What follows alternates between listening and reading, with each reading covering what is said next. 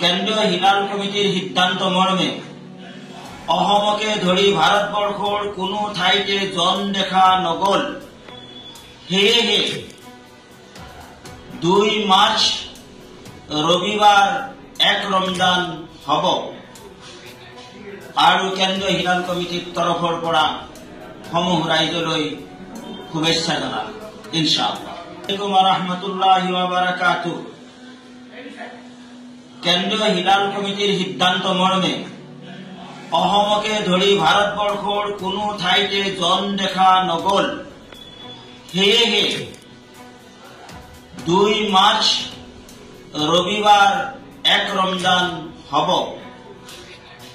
আৰু কেন্দ্ৰীয় হিলাল কমিটিৰ তৰফৰ পৰা সমূহ ৰাইজলৈ শুভেচ্ছা জনাল ইনশাআল্লাহ।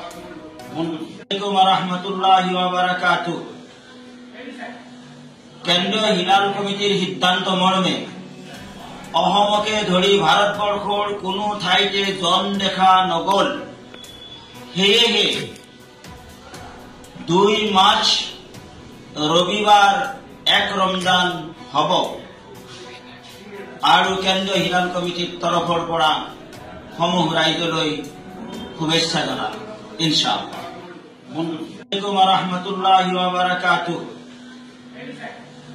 কেন্দ্ৰীয় হিলাল কমিটিৰ সিদ্ধান্ত মৰ্মে অসমকে ধৰি ভাৰতবৰ্ষৰ কোনো ঠাইতে জন দেখা নগল। সেয়েহে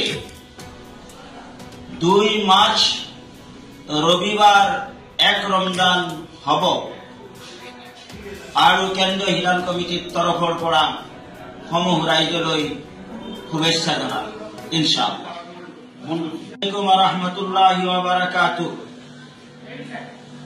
কেন্দ্ৰীয় হিলাল কমিটিৰ সিদ্ধান্ত মৰ্মে অসমকে ধৰি ভাৰতবৰ্ষৰ কোনো ঠাইতে জন দেখা নগল।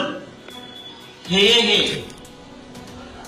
2 মাৰ্চ ৰবিবাৰ 1 ৰমজান হ'ব আৰু কেন্দ্ৰীয় হিলাল কমিটিৰ তৰফৰ পৰা সমূহ ৰাইজলৈ শুভেচ্ছা জনাল ইনশাআল্লাহ।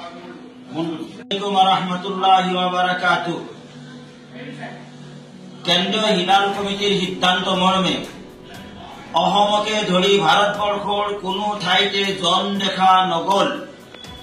সেয়েহে 2 মাৰ্চ ৰবিবাৰ 1 ৰমজান হ'ব আৰু কেন্দ্ৰীয় হিলাল কমিটিৰ তৰফৰ পৰা সমূহ ৰাইজলৈ শুভেচ্ছা জনাল ইনশাআল্লাহ।